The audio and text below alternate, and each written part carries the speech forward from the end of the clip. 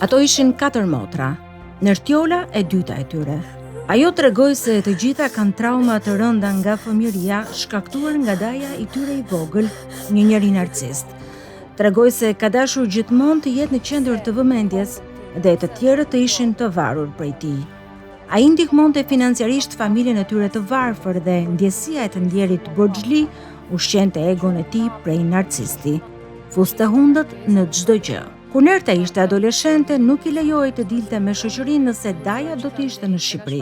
Njëherë ai pa motrat e Nertës në një bar, mori të dajat e tjerë dhe erdhën në shtëpi e i rahën motrat, sepse për ata ishte diçka e turpshme dhe dënimi duhej të ishte i rëndë. Ato u rahën në mënyrë çnjerëzore dhe Nerta atë natë humbi dëgjimin nga njëri vesh. Përveç se i rahën, i bindën që e meritonin dhunën dhe që kishin bërë diçka të keqe vërtet.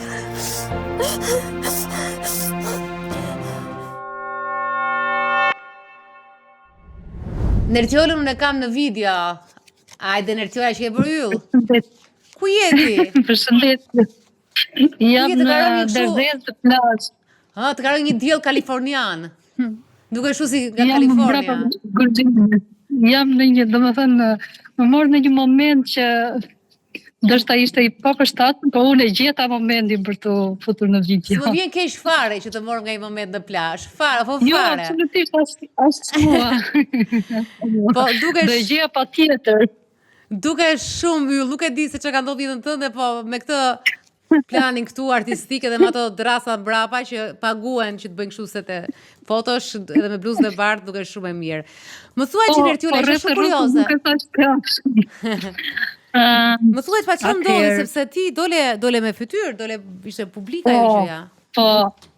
Edhe duke dëgjuar nga ty thonë, wow, çfarë rrëzimi, e bëra vërtet akoma, domethënë mendoj, e bëra vërtet, por e bëra dhe jam shumë krenare. Atëherë çfarë ndodhi mbas? Ditën që u transmetua, qelloi rastësisht, domethënë që erdhën motrat dhe mami. Dhe ne kishim menduar që mos i thoshim mamit për momentin sa të kalonin puçimet, por kjo ishte e pamundur sepse i kishim pa shumë veta dhe do t'i thoshin në të tjerë, kështu që ja than vetë. Dhe kjo ishte merakulli më i madh si do reagonte ajo. Në fillim u prek pak dhe u step, por pasaj më tha mirë bër, e pam videon dhe kjo ishte pjesa akoma më e vështirë, sidomos për motrat, sepse unë kisha tashmë 1 vit e gjysmë që ndiqesha në psikologja, kurse motrat, le të themi, kishin punuar në një farë mënyre, por edhe harruar pak. Edhe mami pasaj në fund më tha, mirë bëre që dole atje, bravo, tha jam krenare për ty dhe kjo ishte, nuk e di, bomba e lumturisë për mua, dhe më tha, mjaftoj që më kuptoj mami, motrat të rrëpi imi ngusht që të gjithë më kanë turpitur, më ka thënë bravo, pasaj komente negative nga njerëz që unë negative. Po jo ato lëri ata komentuesi se ato pun kanë. Po, por njerëzit e mi të afërm të gjithë domethënë më thanë bravo për këtë që bëra. Dhe unë sigurisht unë ndjeva shumë e çliruar për atë që bëra. Jam më konfidente tani, më e forte, nuk më poshtë asnjë, se kush më njeh mua e di që ajo që unë dola aty ishte një gjë shumë e vështirë. Edhe aq më tepër dhe në Shqipëri që të flasësh dhe për fisin në publik është e vështirë. Bravo. Edhe këto, jam më konfidente, psikoterapia ka ecur më mirë, unë i kam ralluar shumë takimet, mbasi ndodhi ajo, edhe kështu jam më mirë, shumë më mirë. Për motrat ishte pak më e vështirë, mund të them, ato le të themi u hap një plag, dhe ato sipas mënyrave të tyre po punojnë domethënë në këtë pjesë. Motrat ishte e vështirë se u ndjen të tradhuara, u ndjen sikur u hodhën në dritë pa pritur, pa dëshirën e tyre. Po, u hodhën në dritë, për arsyen se unë siç thash, nuk e kisha të vështirë, por unë kisha 1 vit e gjysmë që po punoja domethënë me këtë gjë, shkoja në psikoterapi, kurse motrat le të themi që kishin lënë pas dore, po. Njana, po si të them, po, edhe u hapën skema të tjera, domethënë ndodhi kjo, këtë gjë e kisha harruar, domethënë ndërtuam skenën e krimit edhe një herë, domethënë. Sepse thjesht e kishim po, kjo është shumë e vështirë, vërtet shumë e vështirë. Sepse thjesht ne e dinim që nuk kemi pasur këtë gjë, domethënë, por thjesht nuk e kishim hapur në atë fesë. Nga ana e fisit, nga të akuzuarit, nga banga të akuzuarve, u ndje njëri? Nuk është se kam dëgjuar në një gjë, domethënë, një kështu me jetë, nuk e di na është e vërtetë që gjëja do putën të mbyllin kanalin e ku ta diu në të gjëra. Por nuk kam dëgjuar gjë sepse nuk kam kontakte as ja di. Po, dhe nuk jam disa njerëz më thonë që nuk e frikë, kështu jo, nuk kam frikë. Madje do doja sikur të ndodhte edhe një herë ajo gjë, thashë këtë radhë di unë si e menaxhoj. Jo, nuk besoj se në mënyrën e tyre kur ballafaqohesh me një të vërtetë edhe ata ndoshta mund të jenë ndier fajtor nëse jetojnë akoma. Mund të jenë ndier fajtor. Besoj se protagonistët nuk para flasin edhe sidomos në kështu raste nuk flasin fare se nuk dua që as të duken. Jo, as të ndihen që janë ata, kupton, kështu që nuk e intereson. Nuk flasin dhe bëjnë sikur nuk ka ndodhur kjo gjë, domethënë habitën. Nuk ka ndodhur të përgjigjëstrojnë, por e vërteta është e vërteta. Në qoftë se ai kishte ato kanë shenja narcismi, nuk para do rrezik do ta mendojnë që nuk ka ndodhur një gjë. Dhe sidomos me atë lloj jete që kishin ata, sa ata ishin si të fortë apo jo. Ata ishin si të fortë dhe ato jetonin mes gjuhës dhe veprimeve të dhunshme. Nuk ishte një jetë e paqishme dhe e lumtur që papritur ata shkalluan edhe ju goditën juve. Kështu që ndoshta në atë lloj jete ata e kanë parë si pjesë të rutinës së tyre. Edhe as nuk arrin ta perceptojnë. Ndoshta ju duket që këto e kanë egzageruar fare se janë shumë histori të tilla që thonë, unë jesh full ta vesha. Ishte një gjë normale. Pa. Por ata ishte një gjë normale, domethënë është interesante që ata janë në të drejtën e tyre të konceptit, mund të jetë dhe të logjikës së tyre. Po Nerdila në këtë rast nuk e ka më qëllimin edhe dëshirën që të dëgjoj palën tjetër, nëse mund t'i drejtohet me ndonjë falje apo diçka.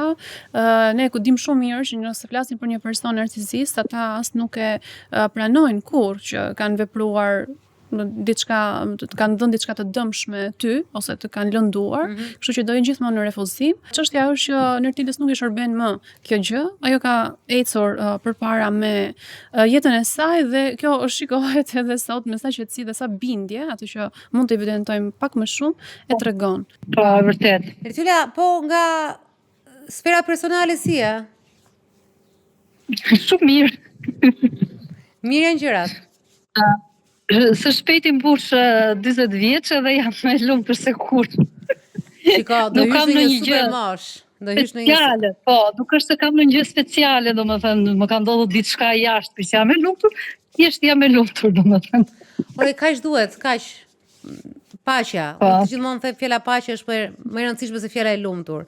Të kesh qetësinë tënde, ta dish kush je, ti je okay me gjërat e tua dhe me atë që se na tha një telefonuese, ti je okay me vetveten, ti je okay me veten tënde. Video jote është mbyllja perfekte e programit sotëm. Kjo video jote e bukur dhe shumë optimiste, frydhënëse kaliforniale. Unë të falenderoj shumë Nertila. Shpresoj që shumë petave u ka ardhur të ndihmë kjo video ime edhe më përpara, sepse kjo ishte edhe një qëllimet e mia. Domethënë që të frymëzoja persona të tjerë që ndoshta ishin në situatën time, sepse unë atë kohë po të kisha parë një informacion të tillë, ndoshta do gjejsohesha edhe unë pak me gjithë motrat e mia. Shiko, ti ke bërë një akt të jashtëzakonshëm, ne këtu kemi filluar ta bëjmë, por nuk e bëjmë shpesh. Jashtë është, si thua, një pjesë e kulturës që nëse më ka ndodhur diçka mua, dua dhe ta ndaj dhe të ndihmoj të tjerët. Dhe në fakt ti e pe vetë që asnjë gjë e madhe nga kjo nuk ndodhi. Njerëz që mund të shajnë apo mund të ashtu e bëjnë me të gjithë, e bëjnë dhe me një edhe me këtë letrën, po ta postoj unë tash letrën, kanë dhe një opinion për letrën. Por ty nuk të ndodhi, ti u shirove. Këtë është e rëndësishme e çlirimi, tash se bëhet çlirimi te Dalina Show. Apo bëhet çlirimi. Edhe komente që mund të më bënin, nuk më bënin fare përshtypje, domethënë në një koment.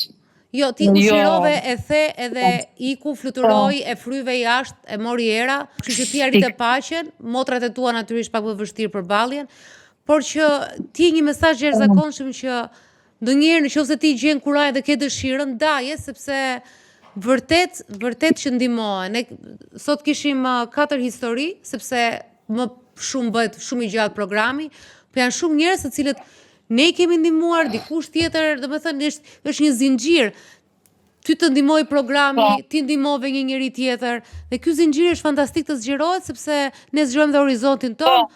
Ka veshitra mirë njerëz që mendojnë që historia e tyre i përket vetëm atyre se ka ndodhur asnjë tjetër. Gjithmonë është një mesazh, "Ua, pse dhe ju e keni këto, mendova se kisha vetëm unë." Ne jemi sa më shumë flasim, jemi kaq njësoj në shumë gjëra sa që është e jashtëzakonshme se sa izolohemi ne. Sharing is caring nga ana ime. Ndaje sepse është më e rëndësishme të ndash. Ndash çdo gjë informacion, çfarë të duash, vetëm mos i mba për vete se jeta ikën shumë shpejt dhe ne evolojmë dhe jetojmë bashkë. Gjithsesi, jo na ke diçka për shtuar? Jo, nëse mund të themi një përmbyllje të asaj, sepse dëgjoj edhe vetë nga Nërtjola, po edhe nga rastet e tjera, këtu është një hapësirë lehtësimi, nëse mund ta themi, që i bashkohet pak edhe procesit që ndodh në terapi, edhe ndoshta elementi më i rëndësishëm që ne supozojmë edhe duam të japim tek njerëzit që flasin, por në këtë program duke qenë se është publik, lehtësimi ndodh për persona që vinë edhe dëgjohen, po edhe nga njerëz të tjerë që e gjejnë veten në historinë e tyre, qoftë si reflektim, qoftë si zbulim apo ndryshim, që mund t'ju vi dhe kjo më vjen shumë mirë që ka këtë funksion ky program. Ky është funksioni Dalina Show në fakt, edhe nëse do jetë kështu sezonin tjetër apo do jetë i riformatuar, nuk ka rëndësi. Unë e di që lufta ime apo edhe jotja, sepse ti ke zgjedhur këtë profesion dhe ke me shumë pasion dhe unë realisht jam shumë mirënjohëse çdo ditë me ty, Jona. Fantastike, ke qenë fantastike gjithmonë dhe gjithmonë me integritet që ke ruajtur nga fillimi deri në fund, s'të ka rreshqitur asnjë gjë, artikulimin e ke shumë të mirë se mua. Bravo të qoftë. Nuk e pranoj. Ke qenë të lidhesh? Aty duket. Edhe vërtet që ke qenë fantastike.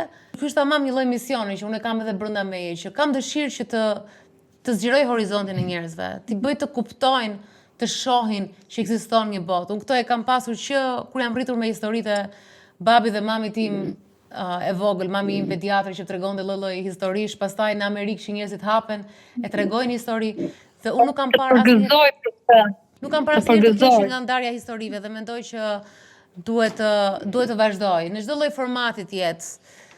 Dalina Show vitin tjetër, duke njohur trurin tim, por që patjetër që do vazhdoj. Unë falenderoj Nërtjola, shumë faleminderit dhe të uroj gjithmonë të mirat edhe juve. Ik bëj qef. Ishte kënaqësi që Faleminderit. Faleminderit. Edhe kështu mbarojmë dhe sezonin e tretë, është fundi sezonit tretë. Ne të dyja ja bëjmë çik falenderimet. Njëra tjetrës, patjetër që Elona, që është aty mbrapa, ka dhe ajo vendin e saj speciale, vendin e saj speciale, unë nuk do vija këtu. Unë nuk do vija këtu, pa dyshim.